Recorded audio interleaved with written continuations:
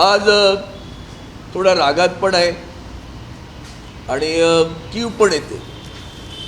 आज सकाळी मला एकदम मोठा धक्का बसला. टाइम्स ऑफ इंडियाचं मला वाटतं मुंबई मिरर नावाचं एक टॅब्लॉइड म्हणतात त्याला, वर्तमानपत्र आहे. त्या वर्तमानपत्रामध्ये ज्यांचं मी नाव सहसा टाळतो पण ते मिंदे, त्यांच्यासोबत शिवसेना उद्धव बाळासाहेब ठाकरे पक्षाचे 8 खासदार जाणार. त्यात माझा पण फोटो.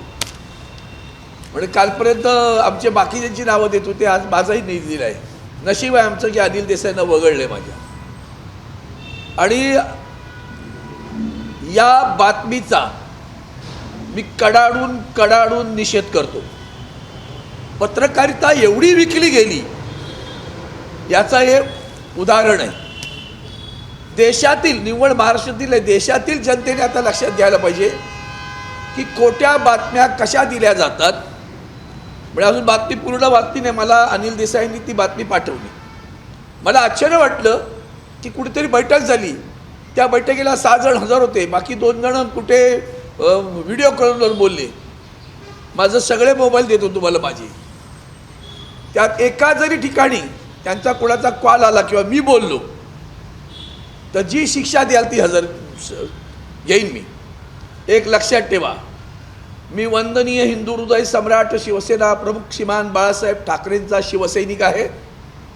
आदरणीय उद्धवजी बाळासाहेब ठाकरे हे ज्या शिवसेनेचं नेतृत्व करतात त्या शिवसेना उद्धव बाळासाहेब ठाकरे पक्षाचा शिवसैनिक आहे. उभा चिरला ना मला तरी मातोश्रीची पताळणा होणार नाही आणि उद्धवजींना सोडणार नाही. इतकी हिंमत करता म्हणजे मी, अरे तुमच्यासमोर उदाहरण तर आहे ना. एका फोन कॉलवर उद्धवजींनी सांगितलं राजीनामा दे, मंत्रिपदाचा राजीनामा दिला. हे जे समोर दिसते ना मूर्ती म्हणूया पाहिजे तर दगडांच्या मूर्त्या केल्या ना किंवा मातीच्या घडवल्या, आईने जन्म दिला. ही मूर्ती वंदनीय हिंदू हृदय सम्राट शिवसेना प्रमुख बाळासाहेब ठाकरेंनी घडवलेली आहे, लक्षात ठेवा. आमदार केलं मोठ्या साहेबांनी, खासदार केलं उद्धव साहेबांनी. त्याची प्रतारणा करणं म्हणजे आईच्या दुधाशी प्रतारणा करणं आहे, लक्षात ठेवा. असले घाणेरडे संस्कार बाळासाहेबांचे विचार नाही. बरं, गद्दारांच्या बाबतीत बाळासाहेबांचे विचार काय होते ते सांगा पहिल्यांदा. बाळासाहेबांचे विचार सांगा ना. गद्दारांच्या बाबतीत काय विचार होते. आज मला वाजेंचा फोन आला, आत्ता ओमराजे निंबाळकरांचा फोन आला. संजय पाटीलांशी बोललो. ओमराजे निंबाळकर संतापले होते. वाजे म्हणाले मला विचारलं कुठल्या तरी पत्रकारांनी ऑफलाईन ऑनलाईन, म्हणजे मी ऑफलाईन पण नाही ऑनलाईन पण नाही, मी गेलोय नाही, पण मला कोणाचा फोनही नाही आला. इतक्या धादांत खोट्या बातम्या मुंबई मिररसारख्या वर्तमानपत्रांनी छापल्यात. त्याच्यावर मी निश्चितपणे कोर्टानं कारवाई करणार, बदनामीचा खटला टाकणार त्यांच्यावर. आमच्या चारित्र्यावर शिंतोडे टाकण्याचा प्रकार आहे. आयुष्यभर आम्ही निष्ठावंत राहिलेलो आहोत आणि मरेपर्यंत राहणार आहेत. भगवा घेऊन आलो आणि भगवा घेऊन पांघरून जाणार आम्ही. पुन्हा तू उलटा प्रश्न विचार, हा चुकीचा प्रश्न आहे. मुळात प्रत्येक खासदार आपापल्या कामात आहे. कोण गेलं फोटो छापून द्या ना, मग छापा फोटो की हे उपस्थित होते म्हणून छापा ना. हिंमत असेल तर छापा. हे काय माहिती आहे का तुम्हाला, आमची आता 24 एप्रिलला कोर्टामध्ये, सुप्रीम कोर्टामध्ये सुनावणी आहे. पक्ष कुणाचा, चिन्ह कुणाचं या विषयावर आहे.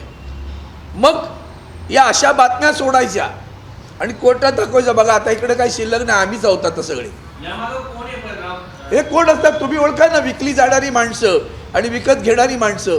ते विकत कोण घेत आहे महाराष्ट्रात, कोण कोणाला 50 खोके एकदम ओके कोण म्हणालं होतं, कोणी दिले होते, कबूल केले ना जाहीर सभेत. त्या हिंगोलीच्या खासदार आमदारांनी कबूल केलं. त्याच्या भाषणात बोलले ते मला किती अधिक पैसे देणार होते ते. बांगर काढा त्याची व्हिडिओ क्लिप, तुम्हीच दाखवली आहे. हे विकली जाणारी अवलाद नाही बरं का. म्हणजे कधी कधी आदरणीय उद्धवजी पण देतात आणि इतिहासातलं ते उदाहरण आहे कान्होजी जेदेंचं. अफजल खानाची स्वारी आल्यानंतर स्वतःच्या घरादारावर पाणी सोडलं त्यांनी. ती अवलाद इथे बसली आहे तुमच्यासमोर, लक्षात ठेवा. जगू तर उद्धवजी बाळासाहेब ठाकरे यांच्या शिवसेनेबरोबर आणि मरू तर त्या शिवसेनेसोबत.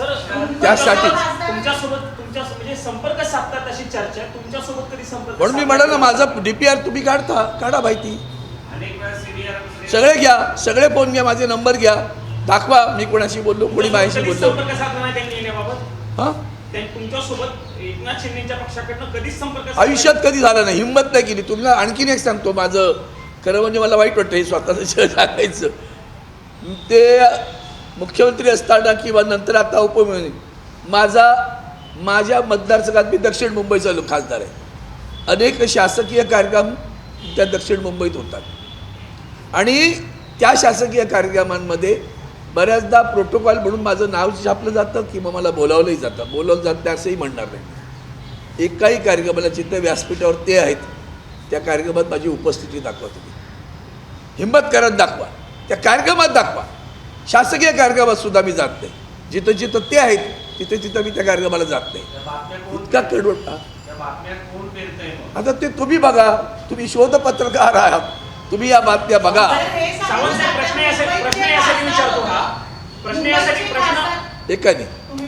प्रश्न यासाठी विचारतो, अनेक जण अशाच पद्धतीचा दावा करतात की आम्ही कुठं जाणार नाही, कधी जाणार नाही, पण नंतर ते मात्र गेलेले असतात. माझा प्रश्न पूर्ण होऊ द्या.